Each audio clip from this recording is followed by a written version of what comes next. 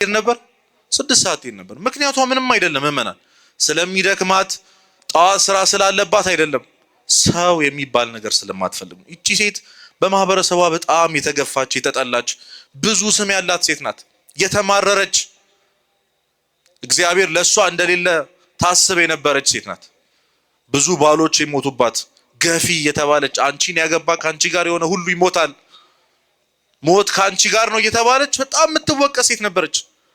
የሰውን አይን ማየት የመረራት ከሰው ጋር መቀላቀል የከበዳት ሴት ናት።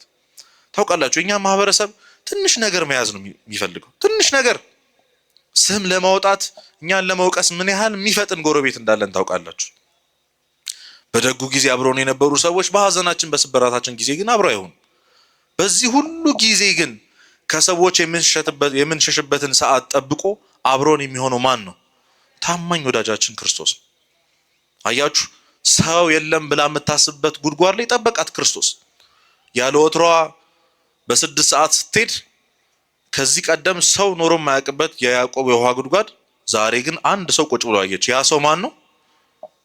ማን ነው? ፍጹም ሰው ፍጹም አምላክ የሆነው ክርስቶስ እግዚአብሔር። ተደናግጣለች፣ ግን ምንም አላለችው።